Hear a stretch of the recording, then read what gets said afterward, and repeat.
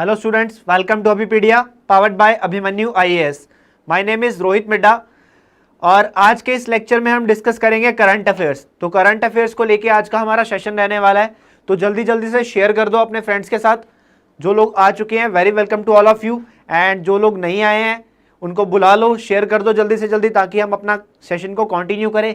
बच्चों, current affairs की मैं अगर बात करूं तो current affairs are very important part. Current affairs हर एग्जाम के अंदर अपनी एक अहम भूमिका निभाते हैं। हर एग्जाम के अंदर, चाहे यूपीएससी से लेके छोटे से छोटे क्लैरिकल का एग्जाम ही क्यों ना हो, करंट अफेयर्स की अपनी ही एक अहम भूमिका रहती है। तो उन्हीं कुछ इंपॉर्टेंट करंट अफेयर्स के लिए जो हमारे एसएससी के एग्जाम में इंपॉर्टेंट रहते हैं, तो ऐसे कुछ करंट अफेयर्स को लेके आज हम बात करेंगे जो कि बहुत ही इंपॉर्टेंट रहते हैं हमारे एसएससी के एग्जाम्स के लिए। तो बढ़ते हैं हमारे सेशन की तरफ, स्टार्ट करते हैं हमारे आज के फर्स्ट न्यूज़ के साथ। बेसिकली पहले हम डिस्कस करेंगे न्यूज़ को और बाद में हम पढ़ेंगे क्या, बाद में हम उसके ऊपर कुछ एमसीक्यूज को भी डिस्कस करेंगे, कुछ क्वेश्चंस को भी डिस्कस करेंगे, बट पहले हम समझेंगे और एक एक न्यूज़ के साथ मैं आपको कुछ एक्स्ट्रा बातें भी बताऊंगा ताकि आपका स्टैटिक जीके का पार्ट भी कुछ कुछ साथ में ही कवर होता जाए। क्योंकि बेसिकली हम अखबार से या कहीं से भी एक करंट अफेयर तो पढ़ लेते हैं, बट उस एक न्यूज़ से और क्वेश्चन कैसे निकालने होते हैं, तो वो बेसिकली एक एजेंडा होता है कि किस तरह से हम उससे रिलेटेड और चीज़ें निकाल पाते हैं। तो यहाँ पे हम स्टार्ट करते हैं हमारा आज का session with the first news. चलिए, ये रहा हमारा आज का पहला न्यूज़। तो पहला न्यूज़ क्या कहता है, मिनिस्ट्री ऑफ डिफेंस, एमओडी का मतलब मिनिस्ट्री ऑफ डिफेंस, हमारा जो रक्षा मंत्रालय है उसने क्या किया, उसने फाइटर जेट्स खरीदे। फाइटर जेट्स खरीदने हैं, क्लियर। अब फाइटर जेट्स क्यों खरीदने हैं, आपको पता है इंडिया और चाइना के बीच में एलएसी पे इशू चल रहे हैं। इंडिया और चाइना के बीच में एलएसी पे इशू चल रहे हैं और इसी एलएसी इश्यूज के चलते हुए इंडिया ने क्या बोला, इंडिया लगा हुआ है डिफेंस के अंदर परचेसिंग करने के लिए कि टैंक्स खरीदो, मिसाइल्स खरीदो और फाइटर जेट्स, बंदूक खरीद लो फटाफट, क्योंकि पता नहीं है कब लड़ाई होने वाली है, कब क्या हो जाए, अपने आप को पूरा मजबूत करो। तो इसी के चलते हुए हमारा जो डिफेंस मिनिस्ट्री है उसने एक अप्रूवल दिया, क्या, हम खरीदने वाले हैं 21 मिग 29 फाइटर जेट्स और 12 सुखोई 30 MKI फाइटर जेट्स। तो टोटल 33 फाइटर एयरक्राफ्ट्स को हम खरीदने वाले हैं, टोटल 33। तो पहली चीज तो आपको यही पता होना चाहिए कि कितने हमें खरीदने हैं, कितने हमें यहाँ पे खरीदने हैं। तो टोटल 33 हमें खरीदने हैं, क्या, फाइटर एयरक्राफ्ट, जिसमें क्या है 21 मिग 29 है, ये आपको पता होना चाहिए कितने मिग 29 है और कितने यहाँ पर सुखोए हैं, कितने यहाँ पे सुखोए हैं, ये आपको पता होना चाहिए। पूछा जा सकता है कि हाउ मेनी मिग 29, कितने मिग 29 हम परचेज करने वाले हैं, ये भी पूछा जा सकता है कितने मिग 29। तो ये आपको पता होना चाहिए कितने मिग 29, 21 मिग 29 हम यहाँ पे खरीदेंगे।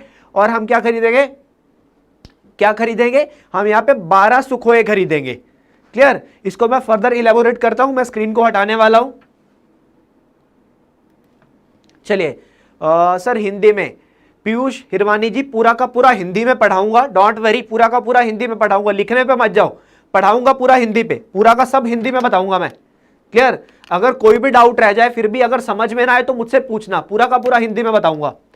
मिनिस्ट्री ऑफ डिफेंस, हमारा जो रक्षा मंत्रालय है, हमारा जो डिफेंस मिनिस्ट्री है, क्लियर, रक्षा मंत्रालय। अब रक्षा मंत्रालय ने क्या किया, रक्षा मंत्रालय ने एलएसी पे इश्यूज के चलते हुए क्या बोला कि हमें अपनी सुरक्षा को और अच्छे लेवल पे लेके जाने के लिए, डिफेंस के लिए, रक्षा के लिए कुछ फाइटर जेट्स की जरूरत है, हमें और परचेजिंग करनी है। तो इसी के चलते हुए हमारा जो डिफेंस मिनिस्ट्री है उसने परचेजिंग करी। तो क्या परचेज करा हमने खरीदने हैं, अभी हमने खरीदने हैं 33 फाइटर क्राफ्ट्स, 33 फाइटर एयरक्राफ्ट्स हमें खरीदने हैं।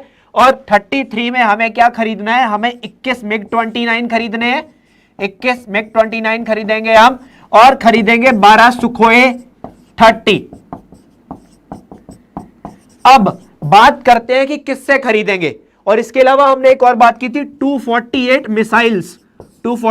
मिसाइल्स की बात भी हमने यहां पे की थी कि ये जो हमें खरीदनी है, क्लियर। तो अब इनको समझेंगे कि कहां से हमने कैसे क्या क्या परचेज करना है, क्योंकि सीधा क्वेश्चन ये ना है, ऐसा नहीं हो सकता, ये भी आ सकता है क्वेश्चन कि कहां से खरीद रहे हैं, क्यों खरीद रहे हैं, क्या जरूरत है। तो किसी भी तरह की चीज आ सकती है, आपको सब पता होना चाहिए। तो सबसे पहले मिग 29 की बात करेंगे। तो मिग 29 हम किससे खरीदने वाले हैं, मिग 29 हम खरीदेंगे रशिया से। मिग 29 हम खरीदने वाले हैं कौन से देश से, रशिया से खरीदने वाले हैं, ये आपको पता होना चाहिए कौन सा देश, रशिया, क्लियर। और उसके बाद 12 सुखोई 30 ये भारत में ही बनाएंगे, ये भारत नहीं बनेंगे, भारत की एक कंपनी है जो डिफेंस को लेके काम करती है, Hindustan aeronautics limited, Hindustan aeronautics limited. तो हिंदुस्तान एरोनॉटिक्स लिमिटेड यहां पे सुखोई 30 बनाएगी, हिंदुस्तान एरोनॉटिक्स लिमिटेड। इसी के साथ साथ मिग 29 हम कहां से खरीद रहे हैं? रशिया से खरीद रहे हैं। कितने? 21। बट इंडिया के पास 59 मिग 29 ऑलरेडी है, हमारे पास 59 मिग 29 ऑलरेडी ही है, पहले से है।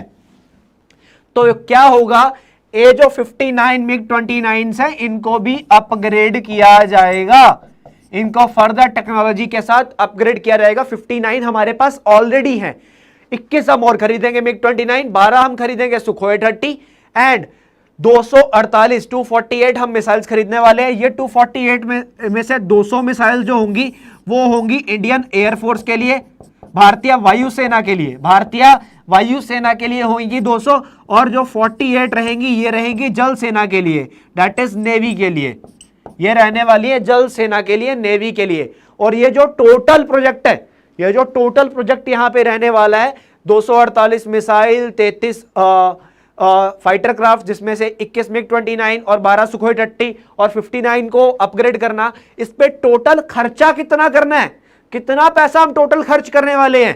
तो टोटल खर्चा यहां पे होने वाला है 38,900 करोड़, 38,900 करोड़ रुपीस, 38,900 करोड़ रुपए यहां पे खर्च किए जाएंगे, 38,900। अब किसी को कोई भी डाउट है तो पूछो इससे।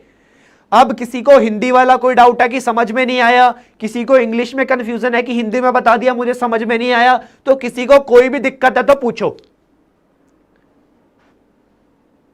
कुछ भी। हमारे जो रक्षा मंत्री हैं इनका नाम है राजनाथ सिंह, सबको पता है। इंडिया और चाइना के बीच में एलएसी में इश्यू बढ़ते जा रहे हैं, ये भी हमें पता है, क्लियर। तो इसी के चलते हुए इंडिया ये सब खरीदने में लगा हुआ है, अपने हथियारों को और मजबूत करने में लगा हुआ है कि क्या पता लड़ाई हो जाए।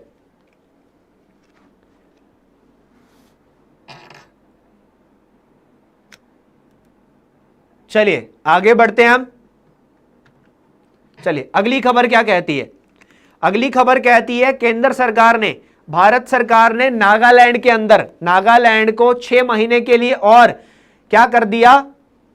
डिस्टर्ब्ड एरिया घोषित कर दिया, डिस्टर्ब्ड एरिया घोषित कर दिया। भारत सरकार ने नागालैंड को 6 महीने के लिए और डिस्टर्ब्ड एरिया घोषित कर दिया। अब देखिए डिस्टर्ब्ड एरिया क्या होता है, क्या होता है ये डिस्टर्ब्ड एरिया? डिस्टर्ब्ड एरिया कौन सा यहां पे राज्य है? नागालैंड, नागालैंड। तो 6 महीने के लिए, 6 मंथ्स के लिए यहां पे नागालैंड को डिक्लेयर कर दिया क्या? Disturbed area, Nagaland. अब ये डिस्टर्ब्ड एरिया क्या होता है? डिस्टर्ब्ड एरिया वो एरिया होता है जहां पे नक्सलवाद होता है, ट्राइबल्स होते हैं बेसिकली। अब नक्सलवाद क्या होता है? वो लोग जिनको सरकार की नीतियां पसंद नहीं होती और सरकार की नीतियों के अगेंस्ट खड़े हो जाते हैं। तो बेसिकली अगर मैं नॉर्थ ईस्ट में जाऊं, ये नागालैंड हुआ, मेघालय, मणिपुर, ये बहुत सारी स्टेट्स हैं जिनके अंदर ये नक्सलवाद है। तो सरकार क्या करती है, ऐसी जगह पे सिचुएशन को कंट्रोल करने के लिए इनको डिस्टर्ब्ड एरिया डिक्लेयर कर देती है। अब डिस्टर्ब्ड एरिया डिक्लेयर करके क्या होता है, यहां पे लग जाता है अफस्पा, यहां पे लगा दिया जाता है AFSPA, that is armed forces special power act, armed forces special power act. ध्यान से सुनना बच्चों, armed forces special power act, ये एक्ट आया था 1958 में, ये एक्ट आया था 1958 में। तो इसके सेक्शन 3 के तहत, इसके सेक्शन 3 के तहत यहां पे नागालैंड को 6 महीने के लिए और डिक्लेयर कर दिया क्या? Disturbed area. अब यहां पे नागालैंड के अंदर armed forces special power act लगा दिया जाता है, तो यहां पे आर्मी कंट्रोल करती है, आर्मी काम करती है। ऐसे नक्सलवाद की सिचुएशन को और कंट्रोल करने के लिए अच्छे लेवल पे यहां पे आर्मी भेज दी जाती है। तो आर्मी को भेजने के लिए सेंटर के अंदर यहां पे अफस्पा लगाना पड़ता है। अब अफस्पा एक्ट पहली बार लगा था 1958 में, पहली बार ये लगा था 1958 में। कौन से राज्य के अंदर लगा था? असम के अंदर। पहली बार 1958 में लगा था असम के अंदर। उसके बाद मैं बात करूं यहां पे प्रेजेंट कौन कौन सी स्टेट्स के अंदर है, तो प्रेजेंट नागालैंड के अंदर अभी हमने बात की, असम के अंदर भी है, मणिपुर के अंदर है और अरुणाचल प्रदेश के कुछ एरिया के अंदर है। मणिपुर में भी पूरा नहीं है, इंफॉल को छोड़ के, इंफॉल को छोड़ के जो मणिपुर की कैपिटल है उसको छोड़ के बाकी सारी जगह पे है। और अरुणाचल प्रदेश के कुछ एरियाज में, मतलब 4 स्टेट्स मैंने आपको गिनवाई, इन 4 स्टेट्स के अंदर अभी भी armed forces special power act लगा हुआ है, armed forces special power act. अब यहां पे एक फर्दर और बात करते हैं, एक फर्दर, क्योंकि हम क्या कर रहे हैं, हम न्यूज में से और क्वेश्चन निकालेंगे, क्योंकि एट द एंड पे हमें क्या चाहिए, क्वेश्चंस, पेपर में किस तरह के क्वेश्चन आते हैं और हमारा कोई क्वेश्चन छूटना नहीं चाहिए, हमें ज्यादा से ज्यादा कवर अप करना है, हमें पूरे के पूरे मार्क्स लेने हैं, हमें 50 के 50 क्वेश्चन अटेम्प्ट करने हैं। तो यहां पे मैं बात करूंगा एक लेडी की, जिनका नाम है इरोम शर्मिला, जिनका नाम है इरोम शर्मिला। क्लियर, इरोम शर्मिला, विजिबल नहीं है, इधर लिख देता हूं मैं, इरोम शर्मिला, इरोम शर्मिला। ये इरोम शर्मिला कौन है, ये इरोम शर्मिला कौन है? इरोम शर्मिला जी बेसिकली मणिपुर से बिलोंग करती है, मणिपुर से, ये मणिपुर से बिलोंग करती है। इन्होंने 16 साल, इन्होंने 16 ईयर्स हंगर स्ट्राइक करा, 16 साल इन्होंने हंगर स्ट्राइक करा, भूख हड़ताल। क्लियर, इन्होंने 16 साल भूख हड़ताल करी। क्यों करी इन्होंने 16 साल भूख हड़ताल करी? इरोम शर्मिला ने क्यों करी? इन्होंने भूख हड़ताल करी कि इनके राज्य मणिपुर में से, इनके राज्य मणिपुर में से अफ्स्पा को हटा दो, अफ्स्पा को हटा दो इनके राज्य से। इसलिए इन्होंने क्या कर दिया, इन्होंने हंगर स्ट्राइक कर दिया 16 साल तक। अब 16 साल हंगर स्ट्राइक के बाद भी क्या हुआ, 16 साल हंगर स्ट्राइक करने के बाद भी गवर्नमेंट ने अफ्स्पा नहीं हटाया, इनको ही अपना हंगर स्ट्राइक ब्रेक करना पड़ा, इनको भी अपना हंगर स्ट्राइक ब्रेक करना पड़ा। तो that's why she is known as iron lady of Manipur, इनको बोला जाता है आयरन लेडी, इनको बोलते हैं आयरन लेडी, इरोम शर्मिला। ये नाम ध्यान में रखना। 16 साल भूख हड़ताल करी है इन्होंने, अब ये पॉलिटिक्स में जा चुकी हैं, अब ये पॉलिटिक्स में जा चुकी हैं इरोम शर्मिला। तो किसी को क्लियर, किसी को कोई डाउट इसको लेकर, किसी को कोई भी डाउट? बच्चों डाउट पूछो, अगर सेशन अच्छा लग रहा है तो शेयर कर दो। क्लियर, अपने फ्रेंड्स को साथ में बुला लो, शेयर कर दो क्लास को अगर अच्छा लग रहा है तो। और मुझे थोड़ा सा बताओ कि आपको समझ में आ रहा है या नहीं आ रहा है, क्या मेरी आवाज आप तक सही आ रही है या नहीं आ रही है?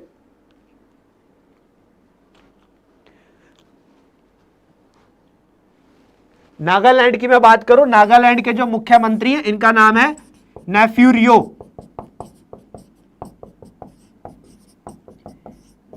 नागालैंड के जो मुख्यमंत्री हैं इनका नाम है नेफ्यू रियो, नेफ्यू रियो। और नागालैंड के जो बेसिकली कैपिटल है नागालैंड की वो है कोहिमा, नागालैंड की जो राजधानी है वो है कोहिमा, कोहिमा। चलिए वेरी गुड, समझ में आ रहा है तो शेयर करते जाओ, फिर बढ़ते हैं आगे। Next, Germany. जर्मनी दुनिया का पहला देश बना, जर्मनी दुनिया का पहला देश बना जिसने क्या बोला कि वो कोयला और न्यूक्लियर को, कोयला और परमाणु ऊर्जा को खत्म कर देगा, कोयला और परमाणु ऊर्जा का बिल्कुल भी इस्तेमाल नहीं करेगा आने वाले वक्त में। तो ये किसने बोला? ये जर्मनी ने बोला। जर्मनी पहला दुनिया का ऐसा देश बना ऐसा करने वाला। क्या बोला जर्मनी ने? जर्मनी ने बोला कि हम कोयले का और परमाणु ऊर्जा का इस्तेमाल बिल्कुल बंद कर देंगे। देखिए कोयला और परमाणु ऊर्जा का जो मेन यूज होता है वो इलेक्ट्रिसिटी को प्रोड्यूस करने के लिए होता है, बिजली उत्पादन के लिए होता है, एनर्जी का पार्ट है ये। बिजली के उत्पादन के लिए हम कोयले का इस्तेमाल करते हैं या फिर हम बात करते हैं परमाणु का। अब भारत की अगर मैं बात करूं, मैं जर्मनी की बात हम बाद में करते हैं, अगर हम भारत की बात करें, भारत में जितना भी बिजली उत्पादन होता है, भारत में जितनी भी इलेक्ट्रिसिटी प्रोड्यूस होती है उसका अप्रोक्सीमेटली 54 to 55%, उसका 50 से 55%, 54 या 55%, 50 to 55% जो इलेक्ट्रिसिटी होती है वो कोयला से जनरेट होती है, वो कोयले से हम उत्पादन करते हैं। क्लियर? और न्यूक्लियर पावर भी यहां पे यूज होता है। और जर्मनी ने क्या बोला, अब ये जो कोयला हम यूज करते हैं, कोयले से क्या होता है? पॉल्यूशन होता है।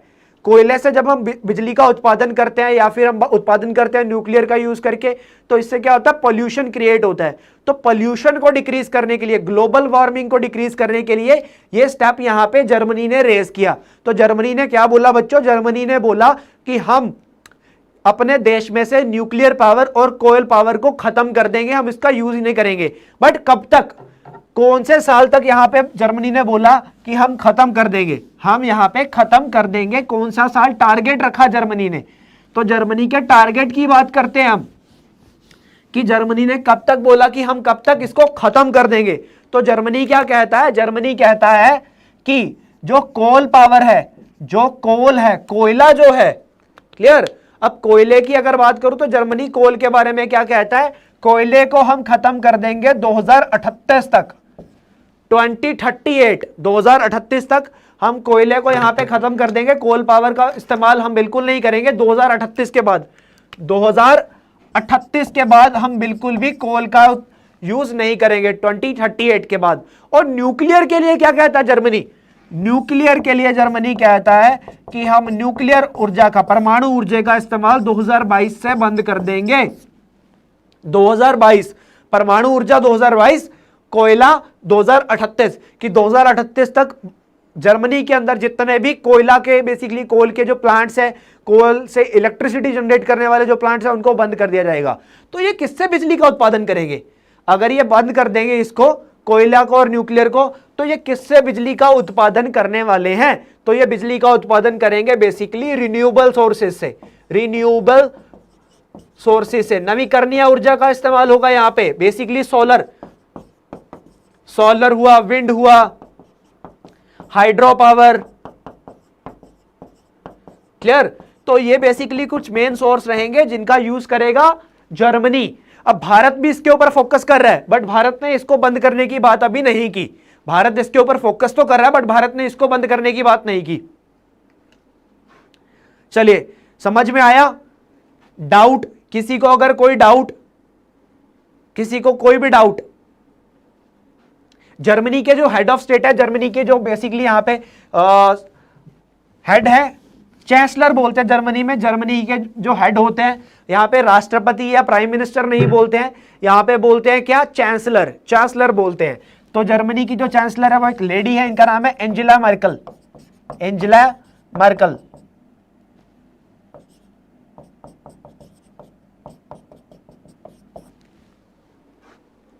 Angela Merkel.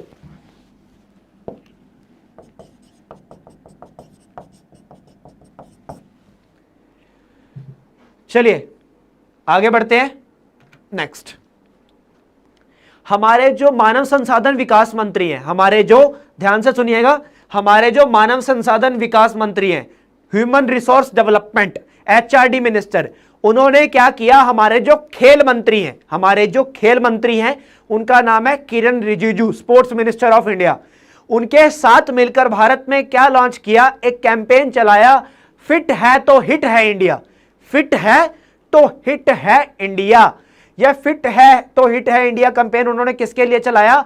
स्कूल चिल्ड्रंस के लिए, स्कूल में पढ़ने वाले बच्चों के लिए उन्होंने यह कैंपेन चलाया। एचआरडी मिनिस्टर ने स्पोर्ट्स मिनिस्टर के साथ मिलकर, मानव संसाधन विकास मंत्री जिनका नाम है रमेश पोखरियाल, रमेश पोखरियाल। अब रमेश पोखरियाल निशांक जी ने किसके साथ मिलकर यह किया? किरण रिजिजू, हमारे जो खेल मंत्री है, उनके साथ मिलकर यह लॉन्च किया। देखिए, पिछले साल अगस्त 2019 में, अगस्त 2019 में हमारे प्रधानमंत्री नरेंद्र मोदी जी ने एक कैंपेन चलाया था, fit India movement. Fit India movement, यह फिट इंडिया मूवमेंट क्या था? फिट इंडिया मूवमेंट था कि भारत के सभी लोगों को फिटनेस की तरफ प्रमोट करना, कि फिटनेस की तरफ ध्यान दो, अपनी हेल्थ की तरफ ध्यान दो। तो ये लास्ट ईयर स्पोर्ट्स डे के ओकेजन पे लॉन्च किया था प्रधानमंत्री मोदी जी ने, फिट इंडिया मूवमेंट। तो इसी फिट इंडिया मूवमेंट को और प्रमोट करते हुए यहाँ पर क्या बोला हमारे जो खेल मंत्री और मानव संसाधन विकास मंत्री हैं, तो इन दोनों ने मिलकर क्या बोला कि जो स्कूल चिल्ड्रंस है उनकी फिटनेस की तरफ फोकस किया जाना चाहिए, उनको आगे फिट करने के लिए फोकस करना चाहिए, क्योंकि ये जो स्कूल चिल्ड्रन है आगे जाके अच्छे स्पोर्ट्समैन बन सकते हैं, अच्छे खिलाड़ी बन सकते हैं। तो आगे ओलंपिक गेम्स होने वाली हैं, तो बेसिकली ओलंपिक गेम्स अभी 2021 में होंगी टोक्यो में अंदर, 2020 में होने वाली थी, इनको पोस्टपोन कर दिया गया, 2021 में होंगी टोक्यो जापान में। उसके बाद 2024 में होंगी कहां पे? पेरिस फ्रांस के अंदर। और उसके बाद 2028 में होंगी कहां पे? यूएसए के अंदर, अमेरिका में, लॉस एंजलिस में। तो यूएसए में 2028 में, मतलब 8 साल बाद यूएसए में जब ओलंपिक गेम्स होंगी, तो भारत चाहता है, हमारे प्रधानमंत्री चाहते हैं कि उस गेम के अंदर कम से कम बेसिकली जो भारत है वो टॉप 10 कंट्रीज में आए। क्लियर? जो दुनिया के 10 कंट्रीज, मेजर कंट्रीज होंगे स्पोर्ट्स को लेकर ओलंपिक के अंदर, भारत भी उनमें काउंट हो। तो इसी के लिए यहां पे ये कैंपेन लॉन्च किया गया स्कूल चिल्ड्रंस के लिए, स्कूल चिल्ड्रंस के लिए। फिट है तो हिट है इंडिया। तो कोई डाउट, किसी को कोई भी डाउट,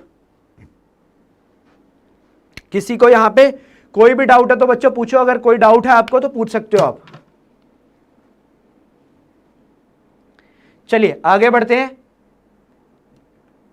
नेक्स्ट, भारत दुनिया में तीसरे स्थान पर रहा ई वेस्ट को लेकर 2019 में। ये आप न्यूज पढ़ लीजिए, मैं इसको हटाने वाला हूं क्योंकि यूनाइटेड नेशन का एक रिपोर्ट आया। यूएन क्या है बच्चों? यूनाइटेड नेशन, संयुक्त राष्ट्र संघ। अब संयुक्त राष्ट्र संघ का एक रिपोर्ट आया। संयुक्त राष्ट्र संघ का वो रिपोर्ट क्या कहता है?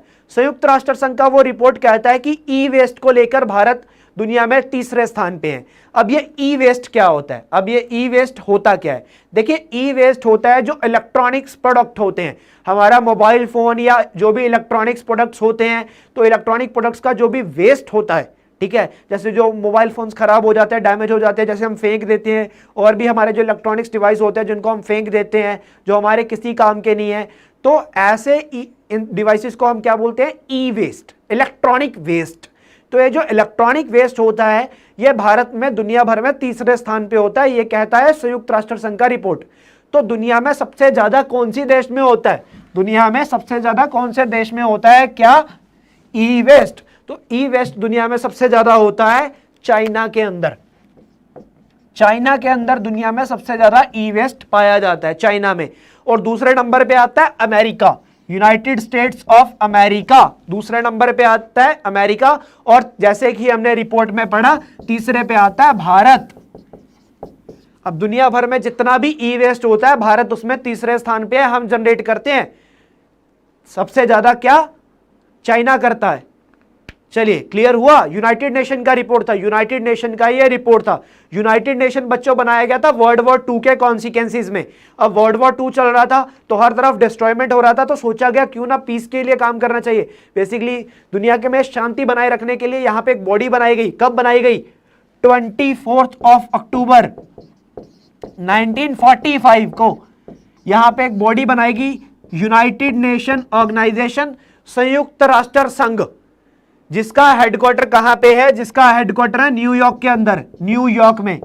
इसका काम क्या था? इसका काम था दुनिया में शांति बनाना और दुनिया की डेवलपमेंट के लिए काम करना।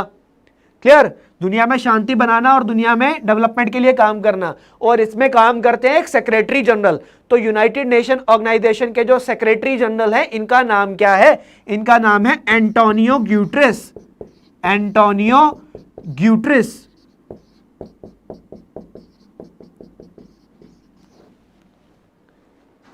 चलिए, कोई डाउट? किसी को कोई भी डाउट है तो पूछिए।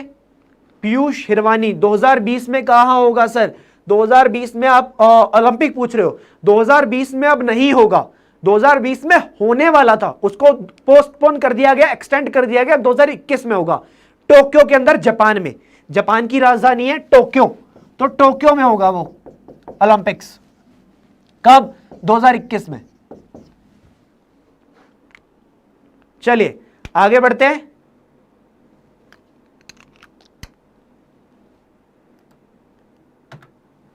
नेक्स्ट, अब नेक्स्ट बात करें तो बात करते हैं आईसीएमआर। बच्चों आईसीएमआर क्या है? सबसे पहले तो फुल फॉर्म नोट कर लेना, अगर नहीं पता है तो एग्जाम में पूछा जा सकता है।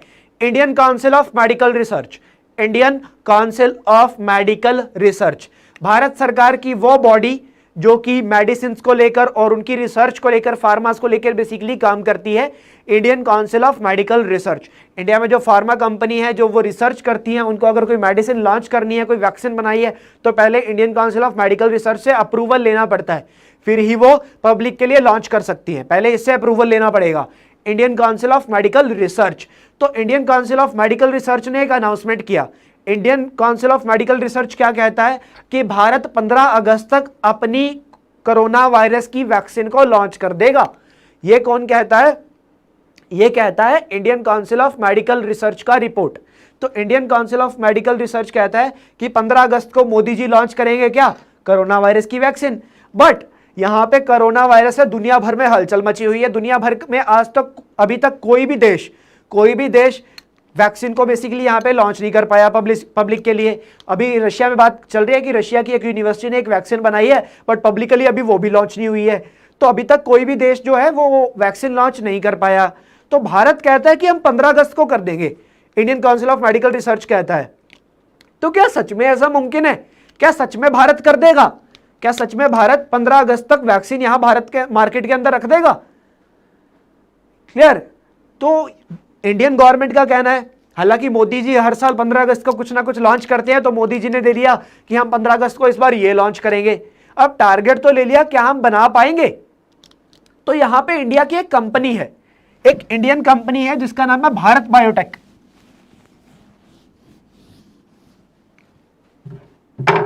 इंडिया की एक कंपनी है जिसका नाम है भारत बायोटेक। भारत बायोटेक।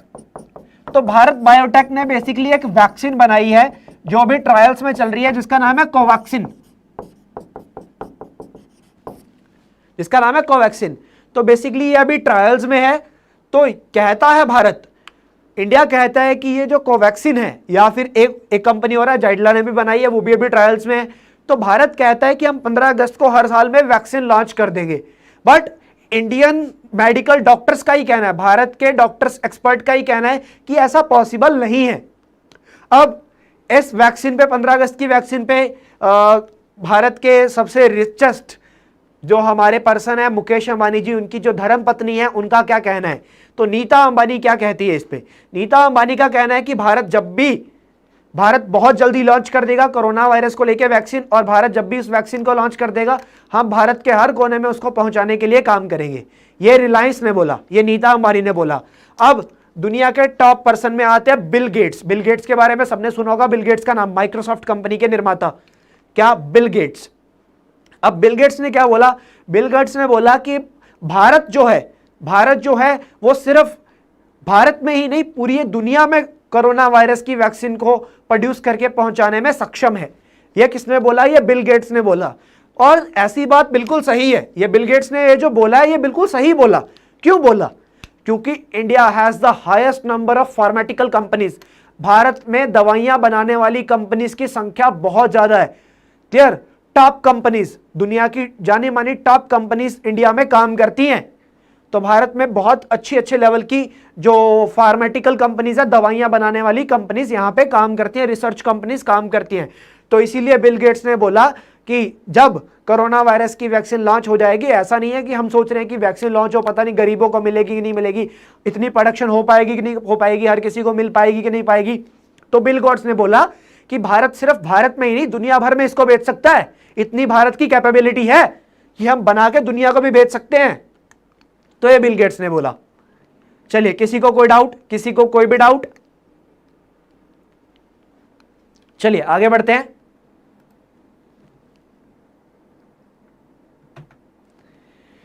सरकार ने अनाउंस कर दिया 100% सोलराइजेशन ऑफ कोणार्क टेंपल।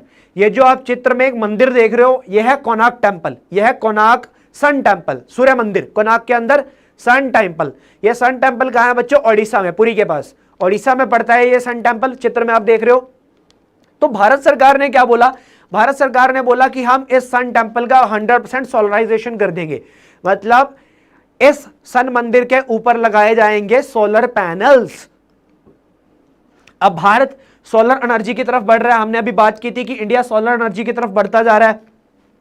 तो उसी सोलर एनर्जी के प्रमोशन के कारण भारत ने क्या अनाउंस किया कि हम इस सन टेंपल को पूरी तरह से इसका सोलराइजेशन कर देंगे, इसके ऊपर सोलर पैनल्स लगाएंगे। अब हमारा जो रिन्यूएबल एनर्जी का मिनिस्ट्री है वो इसको लेके काम करने वाला। इसको बनाने के लिए कितना खर्चा आएगा? तो यहां पे खर्चा आने वाला 25 करोड़ का, 25 करोड़, 25 करोड़ रुपए खर्च होंगे इस सन टेंपल की सोलराइजेशन को लेकर, इसको पूरा का पूरा सोलर पैनल लगाने के लिए। ये सारा का सारा पैसा भारत सरकार देगी। ये सारा का सारा पैसा भारत सरकार देने वाली है। 25 का 25 करोड़ इंडियन गवर्नमेंट देगी, 25 करोड़ रुपए यहाँ पे। और कोणार्क टेंपल का यहाँ पे पूरा का पूरा सोलराइजेशन कर दिया जाएगा सन टेंपल का।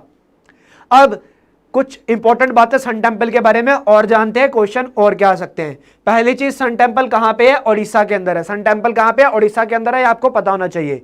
दूसरी चीज, सन टेंपल एक वर्ल्ड हेरिटेज साइट है, एक विश्व स्थल धरोहर है ये, वर्ल्ड हेरिटेज साइट। तो ये वर्ल्ड हेरिटेज साइट कब डिक्लेयर की गई? इसको वर्ल्ड हेरिटेज साइट डिक्लेयर किया गया था 1984 में। 1984 में यूनेस्को ने इसको वर्ल्ड हेरिटेज साइट डिक्लेयर किया था 1984 के अंदर। 1984 के अंदर, 1984 में इसको यूनेस्को ने वर्ल्ड हेरिटेज साइट डिक्लेयर कर दिया था 1984 में। अब अगला क्वेश्चन जो इसको लेके आता है, हमारे पास जो करेंसी नोट होते हैं, हमारी जो मुद्रा है, हमारे पास जो नोट्स होते हैं, मतलब पैसा जो होता है हमारे पास, नोट की बात करूं 10, 20, 50, 100, 500, 200 का भी आता है, आजकल 2000 का भी आता है। हमारे ये जो नए करेंसी नोट है, क्लियर, इन करेंसी नोट्स के पीछे, हर नोट के पीछे एक अलग अलग चित्र बना होता है, एक अलग अलग प्लेस का, एक अलग अलग प्लेस को रिप्रेजेंट करता है। 10 वाला अलग, 20 वाला अलग है, 50 वाला अलग है, 100 वाला अलग है, क्लियर। तो हर नोट के पीछे एक डिफरेंट प्लेस है। तो एक नोट ऐसा है जिसके पीछे सन टेम्पल भी बना हुआ है, एक नोट ऐसा है जिसके पीछे सन टेम्पल भी बना हुआ है। तो क्या आप मुझे कमेंट सेक्शन में जल्दी से बताएंगे कि ये कौन सा नोट है, ये कितने रुपए का नोट है जिसके पीछे सन टेम्पल बना हुआ है? जल्दी से बताइए, जल्दी से। वेरी गुड, विनीत, हर्ष। तो ये नोट कौन सा बच्चों? ये नोट है 10 रुपए का। 10 रुपए का हमारा जो नया नोट है, जो नया नोट आया हुआ है, that is Mahatma Gandhi new series का जो नोट है, इसके पीछे बना हुआ है 10 रुपए के नोट के पीछे क्या? सन टेम्पल, कोणार्क, ओडिशा के अंदर, ओडिशा में है ये। चलिए आगे बढ़ते हैं। छत्तीसगढ़ की सरकार ने लॉन्च करी राजीव गांधी किसान न्याय योजना। छत्तीसगढ़ की सरकार ने एक स्कीम चलाई, दैट इज राजीव गांधी किसान न्याय योजना। ये जो स्कीम छत्तीसगढ़ की सरकार ने चलाई, राजीव गांधी किसान न्याय योजना, ये स्कीम इन्होंने लॉन्च करी 21 मई को। 21 मई को राजीव गांधी जी की डेथ एनिवर्सरी होती है। 21 मई को राजीव गांधी की डेथ एनिवर्सरी होती है। तो राजीव गांधी की डेथ एनिवर्सरी के चलते हुए 21 मई को छत्तीसगढ़ की सरकार ने ये स्कीम चलाई, राजीव गांधी किसान न्याय योजना। अब ये राजीव गांधी किसान न्याय योजना ये क्या करेगी? तो बेसिकली 2019 की खरीफ क्रॉप्स के लिए जो भी किसान है छत्तीसगढ़ की सरकार के अंदर, तो उन किसानों को पर एकड़ 10,000 रुपए दिए जाएंगे। उन किसानों को पर एकड़ यहाँ पे 10,000 रुपए दिए गए छत्तीसगढ़ की सरकार के द्वारा। छत्तीसगढ़ में कांग्रेस पार्टी की सरकार है और छत्तीसगढ़ के जो मुख्यमंत्री है इनका नाम है भूपेश बाघेल, भूपेश बाघेल। तो बेसिकली यहाँ पे कॉमन सेंस में ऐसे भी लगा सकते हैं कि राजीव गांधी के नाम पे स्कीम स्टार्ट हुई है तो बीजेपी वाले तो नहीं करेंगे, तो जिस राज्य में बीजेपी की सरकार है वो तो करेगी नहीं, तो कांग्रेस वाला राज्य ही करेगा। तो राजीव गांधी किसान न्याय योजना छत्तीसगढ़ ने करी है। छत्तीसगढ़, भूपेश बाघेल छत्तीसगढ़ के सीएम है। तो कोई डाउट, किसी को कोई भी डाउट, क्वेश्चन ऐसा ही आएगा बच्चों की किस राज्य ने स्टार्ट करा राजीव गांधी किसान न्याय योजना और किसानों को कितना पैसा? 10,000 रुपए पर एकड़। किसानों को कितना पैसा? 10,000 रुपए पर एकड़। चलिए आगे बढ़ते हैं। दिलीप उमैन, ये चित्र में आप इनका फोटो देख रहे हो, इनका नाम है दिलीप उमैन। दिलीप उमैन, इनको बना दिया गया इंडियन स्टील एसोसिएशन। देखिए इंडियन स्टील एसोसिएशन भारत सरकार की वो बॉडी है, भारत सरकार की वो संस्था है जो इंडिया में स्टील कंपनीज को ज्वाइंट करने के लिए काम करती है कि इंडियन स्टील जो है वो कैसे प्रमोट किया जा सकता है, इंडियन स्टील को कैसे बढ़ाया जा सकता है, उसको लेके काम करता है इंडियन स्टील एसोसिएशन। तो जो भी भारत की बड़ी बड़ी स्टील कंपनीज हैं वो इसके अंदर काम करती हैं, इंडियन स्टील एसोसिएशन के अंदर। तो इंडियन स्टील एसोसिएशन ने क्या किया? इंडियन स्टील एसोसिएशन ने अपने नए प्रेसिडेंट नियुक्त किए हैं, इनका नाम है दिलीप उमैन। दिलीप उमैन, इनसे पहले टीवी नरेंद्रन थे। टीवी नरेंद्रन जी टाटा स्टील के चेयरमैन थे, टाटा स्टील के सीईओ थे। उन्होंने यहाँ पे रिजाइन कर दिया इस पोस्ट से क्योंकि टाटा स्टील ने इंडियन स्टील एसोसिएशन को क्विट कर दिया है कुछ माइनिंग इश्यूज के चलते हुए। तो यहाँ पे नए प्रेसिडेंट बने हैं इंडियन स्टील एसोसिएशन के दिलीप उमैन। दिलीप उमैन। अब स्टील की मैं बात कर दूं तो भारत दुनिया का second largest steel producing country है। दुनिया भर में जितना स्टील प्रोड्यूस होता है दूसरे नंबर पे भारत उत्पाद करता है, बट पहले नंबर पे कौन है? चाइना। दुनिया भर में सबसे ज्यादा स्टील को प्रोड्यूस करने वाला कंट्री है चाइना, दूसरे पे आता है भारत, दूसरे पे आता है इंडिया। किसी को कोई भी डाउट? किसी को कोई डाउट? तो ऐसे क्वेश्चन डायरेक्ट पूछे जाते हैं यहाँ पे कि इंडियन स्टील एसोसिएशन के नए जो प्रेसिडेंट है किसको नियुक्त किया गया? दैट इज दिलीप उमैन, जो कि Arcelor Mittal Nippon steel, Bharat की एक स्टील निर्माता कंपनी है, उसके सीईओ हैं, उसके मुख्य कार्यकर्ता अधिकारी हैं। चलिए आगे बढ़ते हैं। गोविंदा राजुलू चिंताला, ये नाबार्ड के चेयरमैन बने हैं। NABARD that is national bank for agriculture and rural development. National bank for agriculture and rural development, ये वो बॉडी है जो इंडिया के अंदर एग्रीकल्चर सेक्टर और रूरल डेवलपमेंट को लेकर काम करती है। गवर्नमेंट ऑफ इंडिया की बॉडी है नाबार्ड, गवर्नमेंट ऑफ इंडिया की बॉडी है नाबार्ड। अब नाबार्ड कब बना? नाबार्ड की बात करते हैं। नाबार्ड बना कब? नाबार्ड कब बना? तो बच्चों नाबार्ड बना था कब? नाबार्ड बना था 1982 में। नाबार्ड बना था 1982 में। किसकी रिकमेंडेशन पे? ये क्वेश्चन काफी बार पूछा जाता है, शिवरामन कमेटी की रिकमेंडेशन पे। इस कमेटी की रिकमेंडेशन पे, शिवरामन कमेटी की रिकमेंडेशन पे बनाया गया था। ये क्वेश्चन पूछा जाता है कि कौन सी कमेटी की रिकमेंडेशन पे बना था? नाबार्ड शिवरामन कमेटी की रिकमेंडेशन पे बना था 1982 में। हेडक्वार्टर है मुंबई में। और नाबार्ड के जो नए चेयरमैन बने हैं इनका नाम है गोविंदा राजुलू चिंताला। गोविंदा राजुलू चिंताला। चित्र आप इनका देख रहे हो। चित्र देखने से याद रह जाता है कि पर्सन के बारे में क्या था। हाँ, चित्र देखा हुआ था तो इसलिए मैंने चित्र दिखाया, इनकी फोटो दिखा दी मैंने यहाँ पे। अगर आपको कोई भी डाउट है तो आप पूछ सकते हो। नेक्स्ट बात करते हैं किताब की। तो मैंने जैसे पहले भी बताया एग्जाम में किताबों को लेकर भी क्वेश्चन आते हैं।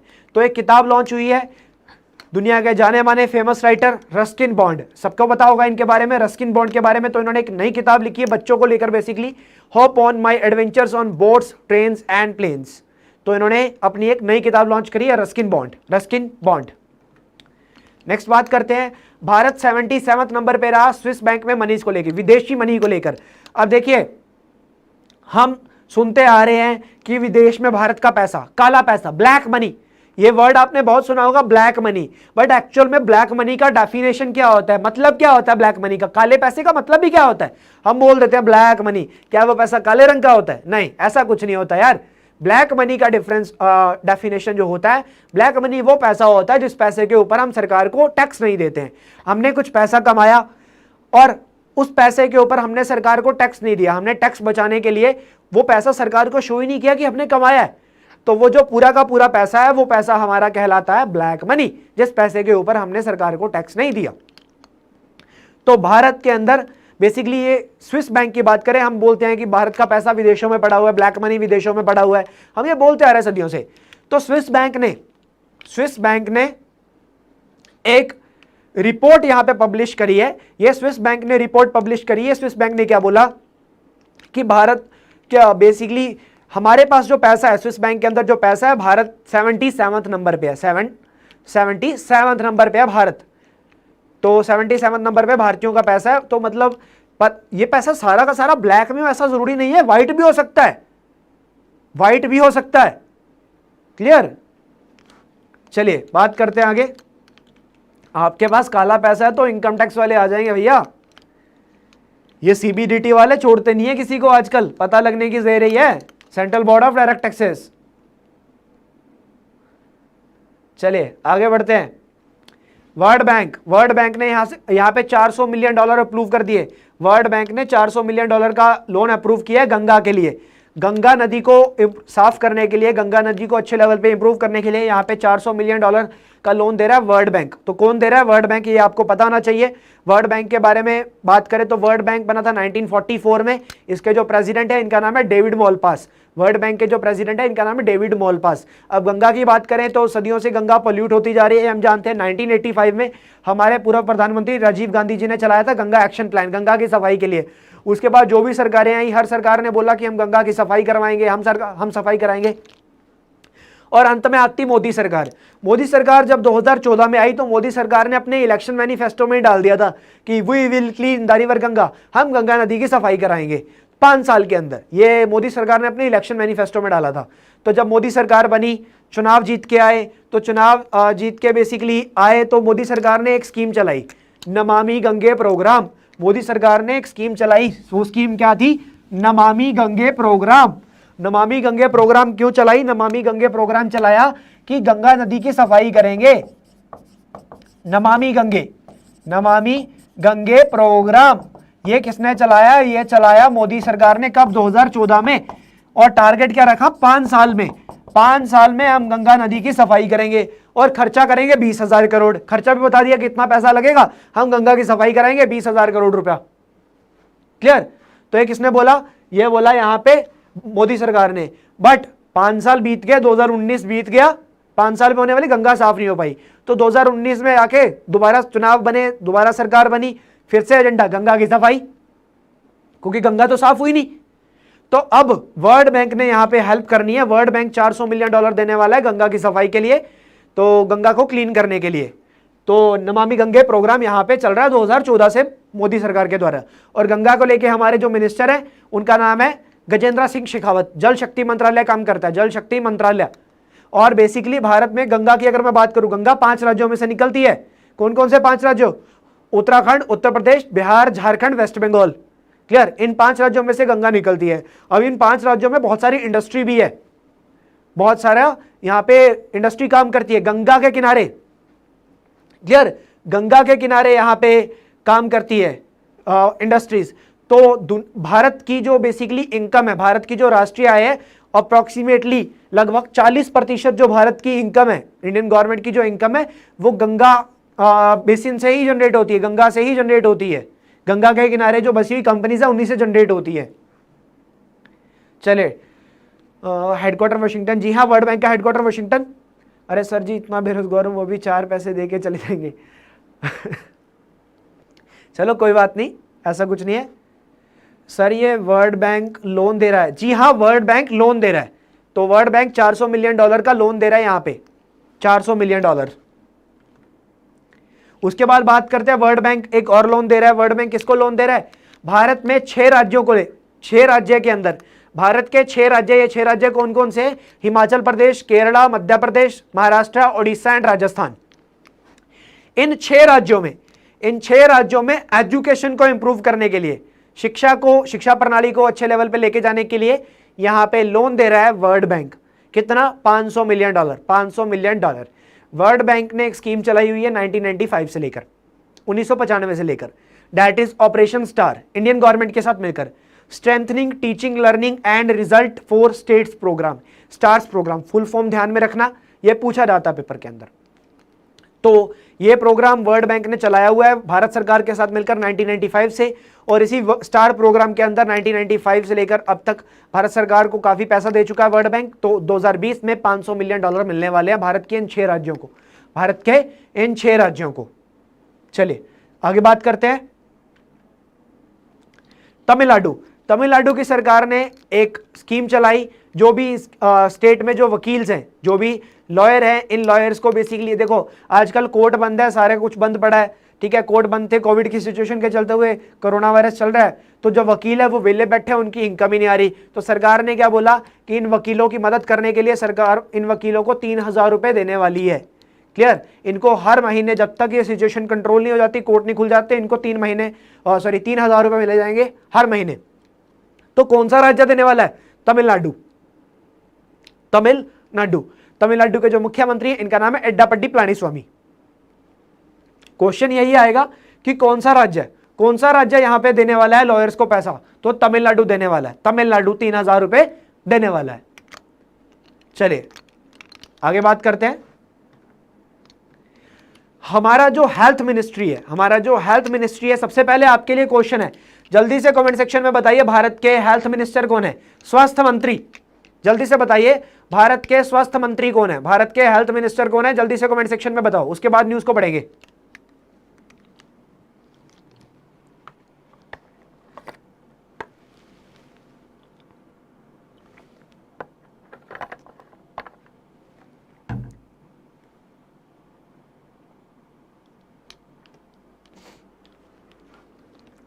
हेल्थ मिनिस्टर बताओ जल्दी से।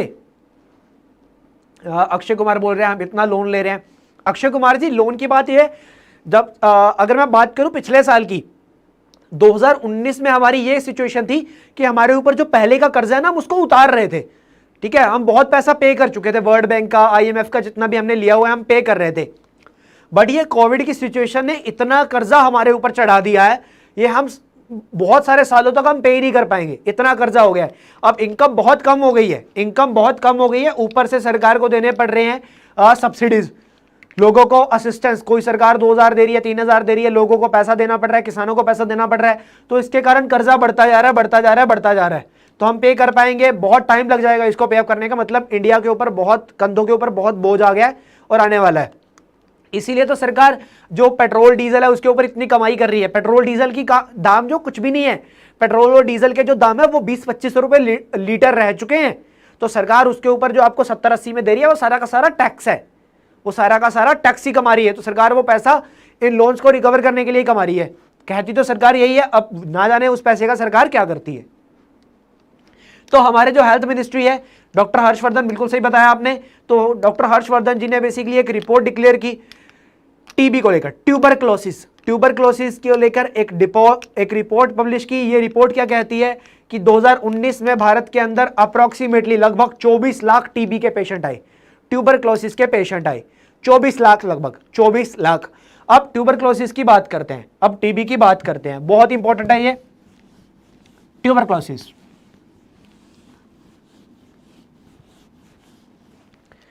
देखिए ट्यूबरक्लोसिस बेसिकली भारत ट्यूबरक्लोसिस को खत्म करने के लिए बहुत अच्छे लेवल पे एफर्ट कर रहा है। ट्यूबरक्लोसिस को खत्म करने के लिए भारत ने बहुत सारे कैंपेन भी चलाए। 2019 में हमने एक कैंपेन चलाया था, टीबी हारेगा देश जीतेगा, टीबी हारेगा देश जीतेगा। और भारत सरकार ने एक टारगेट किया कि हमें क्या करना है, हमें 2025 तक भारत को टीबी से मुक्त करना है, TB free India, TB free India. कब तक? 2025 तक, 2025 तक। और वर्ल्ड टीबी डे भी होता है हमारे पास, world TB day, world TB day भी होता है। वर्ल्ड टीबी डे कब होता है? वर्ल्ड टीबी डे होता है 24 मार्च को, 24 मार्च को, 24 मार्च को ऑर्गेनाइज करते हैं हर साल world TB day, world TB day. And इस बार इसका थीम क्या था? इस बार इसका थीम था it's time, it's time, it's time, ये इस बार इसका थीम था। अब टीबी की मैं फर्दर बात करूं, जो भी टीबी पेशेंट होते हैं, यहां पे नाम लिखा हुआ है निक्षय पोषण योजना, निक्षय पोषण योजना। अब जो भी टीबी के पेशेंट होते हैं ना, उनके लिए सरकार ने एक स्कीम चलाई हुई है निक्षय पोषण योजना। अब ये निक्षय पोषण योजना क्या है? निक्षय पोषण योजना भारत सरकार की एक ऐसी स्कीम है जो कि जो भी टीबी के पेशेंट्स हैं, अब टीबी पेशेंट्स को बेसिकली उनके न्यूट्रिशंस को इंप्रूव करने के लिए, उनको न्यूट्रिशंस के लिए यहाँ पे 500 से लेकर 1000 रुपए दिए जाते हैं। जितने भी टीबी के पेशेंट, अगर किसी को टीबी है, अगर उसको डिक्लेयर किया जाता है कि इसको टीबी है, तो भारत सरकार उसको पैसा देती है ताकि वो अच्छा खाना खा सके, अपनी हेल्थ को इंप्रूव कर सके। तो निक्षय पोषण योजना के अंदर वो पैसा दिया जाता है जो भी टीबी के रजिस्टर्ड पेशेंट होते हैं। तो अब निक्षय पोषण योजना को एक्सटेंड कर दिया गया है, सिर्फ पेशेंट्स को ही नहीं, जो भी बेसिकली यहाँ पे जो हेल्थ वर्कर होते हैं, जो भी टीबी वर्कर्स होते हैं, जो इनका इलाज करते हैं टीबी पेशेंट्स का, उनको भी मिलेंगे इसके अंदर पैसे। तो पैसे भी मिलते हैं निक्षय पोषण योजना के अंदर जो भी टीबी के पेशेंट होते हैं।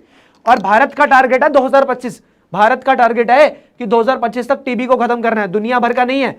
तो वर्ल्ड हेल्थ ऑर्गेनाइजेशन का टारगेट क्या है? 2035, दुनिया में से टीबी को खत्म किया जाएगा 2035 तक। ये वर्ल्ड हेल्थ ऑर्गेनाइजेशन की रिपोर्ट है। भारत का है 2025, भारत का है 2025। आगे बढ़ते हैं, चलिए। यूनाइटेड नेशन ने एक और रिपोर्ट निकाली, यूनाइटेड नेशन का पॉपुलेशन को लेकर एक रिपोर्ट आया। तो यूनाइटेड नेशन का पॉपुलेशन को लेकर एक रिपोर्ट क्या कहता है कि दुनिया भर में मिसिंग फीमेल्स, मतलब वो वुमेन्स जो मिस हो जाती है, मिसिंग वुमेन्स मतलब लापता हो गई, सेक्स वायलेंस, ट्रैफिकिंग, उनको दूसरे देशों में जाके बेचा जाता है, तो ये सब बहुत होता है दुनिया भर में। तो दुनिया भर में आज तक की अगर बात करूं, आज तक 142.6 मिलियन, 142.6 मिलियन जो वुमेन्स है वो मिस हो चुकी है, मिसिंग में आती हैं दुनिया भर में आज तक। और जिसमें से 45.8, 45.8 ये भारतीय वुमेन्स है, मतलब दुनिया भर में दूसरे स्थान पे आता है भारत, दुनिया भर में दूसरे स्थान पर। पहले में कौन है? चाइना। चाइना में कितनी? 72.3 मिलियन।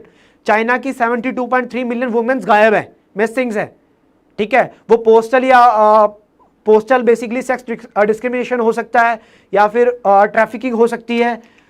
तो इंडिया में कितना? 45.8 मिलियन के साथ भारत आता है दूसरे स्थान पे, दूसरे प्लेस पे। चलिए आगे बढ़ते हैं, अब बात करते हैं क्वेश्चंस की। 30 सेकंड आपके पास, जल्दी से आंसर करना है। ये वही क्वेश्चन है जो हम पढ़ चुके हैं। आपको बताना है कि भारत किस देश से मिग 29 खरीदने वाला है। 21 मिग 29 हम किस देश से खरीदने वाले हैं? जल्दी से जल्दी आंसर करिए, जल्दी से जल्दी आंसर करना है, जल्दी से जल्दी, ठीक है, जल्दी से जल्दी। मैं ज्यादा टाइम वेट नहीं करूंगा, I will wait only for 30 seconds. ज्यादा से ज्यादा आंसर, जल्दी से जल्दी। भारत किस देश से खरीदने वाला है? क्या? 21 MiG 29, 21 MiG 29 fighter aircraft.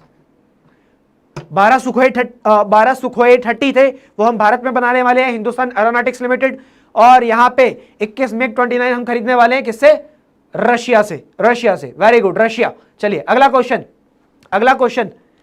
Bharat में किस राज्य के अंदर अफ्स्पा को 6 महीने के लिए एक्सटेंड कर दिया गया? भारत में किस राज्य के अंदर अफ्स्पा को 6 महीने के लिए एक्सटेंड किया गया? भारत में किस राज्य के अंदर 6 महीने के लिए अफ्स्पा को, armed forces special power act को एक्सटेंड किया गया है? जल्दी बताइए, कौन सा राज्य है? कौन सा राज्य है जिसके अंदर एक्सटेंड कर दिया गया स्पा? 10 सेकेंड और 10 सेकेंड और।